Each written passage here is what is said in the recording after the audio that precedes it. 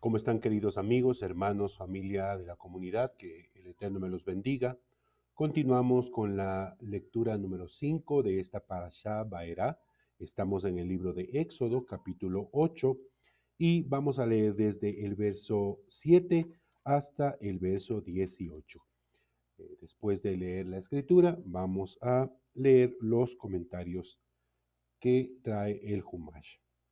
Dice la escritura así, Éxodo capítulo 8, verso 7. Se alejarán las ranas de ti y de tus casas y de tus sirvientes y de tu pueblo, únicamente en el río permanecerán. Se retiraron Moshe y Aarón de la presencia del faraón, y clamó Moshe ante Hashem respecto a las ranas que le había infligido al faraón, y cumplió Hashem con la palabra de Moshe, y murieron las ranas de las casas, de los patios y de los campos, y las apilaron en montones y montones, y apestaba la tierra. Vio el faraón que había un alivio y siguió empecinándose en su corazón, no los escuchó tal como había hablado Hashem. Y dijo Hashem a Moshe, di a Aarón, extiende tu bastón y golpea el polvo de la tierra y se convertirá en piojos en toda la tierra de Egipto. Y así lo hicieron.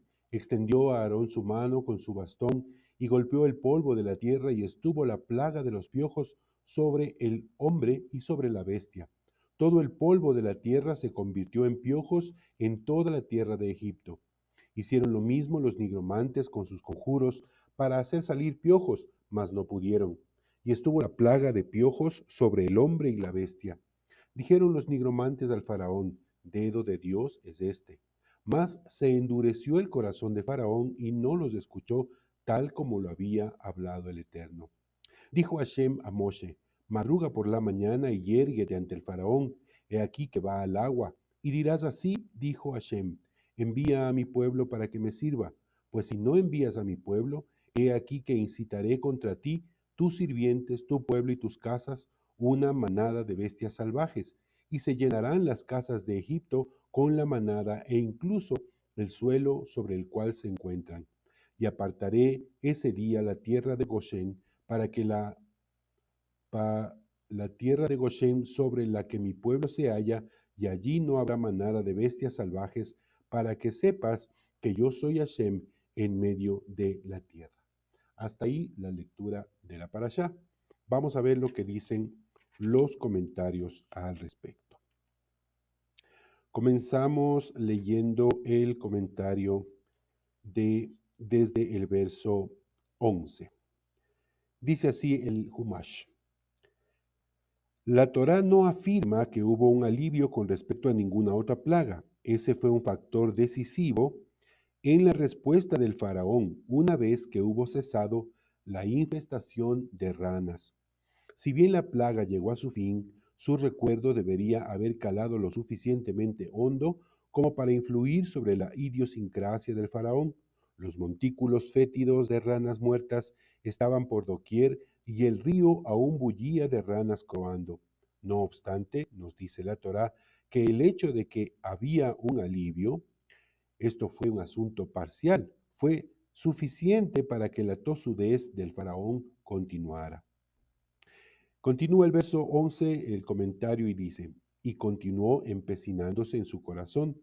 La traducción es según Rashi, en el sentido de que la palabra es un infinitivo representando un proceso ininterrumpido a través del cual el faraón constantemente se estaba condicionando a resistir las advertencias y los castigos de Moshe.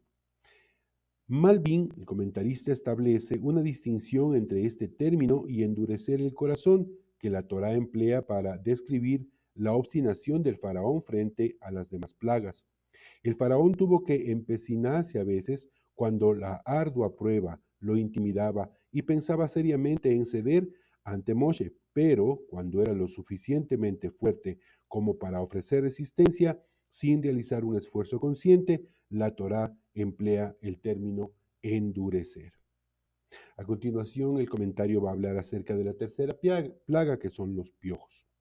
Dice así, por primera vez los hechiceros del faraón tuvieron que admitir que Moshe y Aarón realizaban sus proezas no a través de la magia, sino como enviados de Dios. Comentario al verso 14 dice que hicieron lo mismo los nigromantes. Ellos imitaron a Aarón asestándole un golpe a la tierra, y mientras lo hacían murmuraban los conjuros de rigor. Ellos dijeron, dado que el polvo de la tierra ya había sido transformado en piojos, es decir, ellos golpearon el polvo pensando que iban a hacer lo mismo, pero el polvo ya se había convertido en piojos. No podían usarlo, por ello recurrieron a otras fuentes en su intento por producir piojos. Comentario al verso 15 dice que ellos dijeron, dedo de Dios es este. Si bien no les quedaba otra opción más que admitir que la plaga era de origen divino, los magos trataron, los magos trataron de minimizar tal reconocimiento al referirse a ella como un dedo. Entonces estaban dando a entender que no era algo de gran importancia. Dice, no usaron el nombre Hashem, el Dios de Israel, respecto de quién el faraón había negado tener todo conocimiento, porque eso habría sido una forma de admitir que la plaga había llegado en aras del pueblo judío. En lugar de eso, usaron el término genérico para el concepto de deidad, dando a entender que se trataba de un fenómeno natural, ya que incluso el faraón no negaba que existía un creador de la naturaleza. A continuación va a comentar sobre la cuarta plaga, la manada de bestias salvajes. Dice así, este fue el comienzo del segundo grupo de 3 plagas, cuyo propósito era mostrarle al faraón que Hashem es el Dios en medio de la tierra, es decir, que no solo Él es el creador omnipotente, sino que además participa estrechamente en los acontecimientos terrenales. Por consiguiente, la narración pone énfasis en que estas 3 palabras no afectaron al pueblo judío, lo cual demostró que Dios controlaba hasta los más mínimos detalles de los asuntos mundanos. Si bien las primeras 3 plagas tampoco afectaron a los judíos, la Torá no mencionó ese factor porque el propósito de aquellas era principalmente establecer la innegable existencia de Hashem, del Eterno. Comentario al verso 17 dice, manada de bestias salvajes. Así es como literalmente se puede traducir la palabra.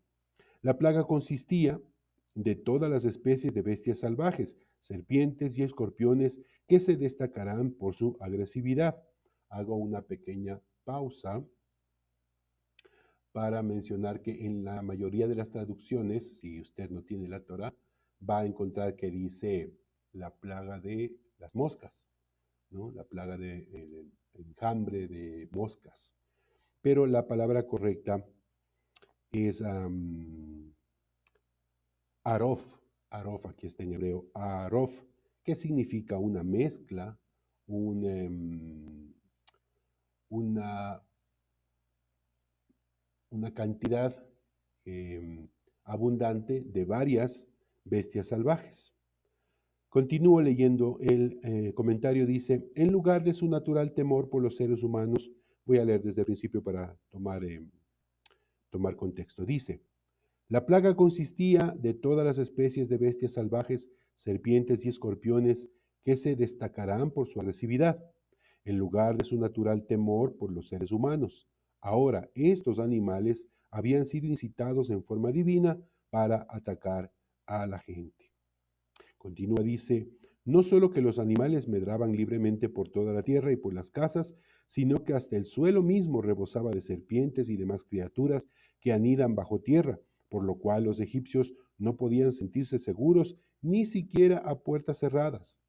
Comentario al verso 18 y 19 dice, esta aparente redundancia se refiere a 2 características, ya que el verso dice, apartaré y haré una distinción, ¿no? Entre la tierra de Egipto y la tierra de Goshen, que era donde vivía el pueblo judío. En primer lugar, Dios dijo que no dejaría que la manada de bestias entraran a Goshen. Y en segundo lugar, los animales no atacarían a los judíos en ninguna parte, ni siquiera dentro de la tierra de Egipto. El hecho de que los animales no entraran a Goshen fue algo sobrenatural porque provenían de tierras lejanas y eran mucho más móviles que todas las plagas anteriores, pudiendo perfectamente desplazarse con rapidez a cualquier parte del país. El hecho de que no se les permitiera el acceso a Goshen era prueba de que el Eterno, yo soy Hashem, estaba en medio de esa tierra. Continúa el comentario al verso 19 y dice, Moshe especificó el momento en que comenzaría una plaga. Quizás esto se deba a que, tal como se señaló anteriormente, la manada de bestias salvajes se distinguía de las demás plagas en que los animales ya existían con anterioridad y se dirigieron a Egipto provenientes de hábitats muy heterogéneos. En consecuencia, el faraón podría haber argumentado que la manada no era más que un fenómeno natural preexistente. Por lo tanto, Moshe predijo que la plaga llegaría al siguiente día, que es algo que no tenía forma de saber a menos que se lo hubiera comunicado de esa manera el Eterno. Hasta aquí el comentario de esta quinta porción de la Parashá Baera. Que el Eterno me los bendiga. Shalom, shalom.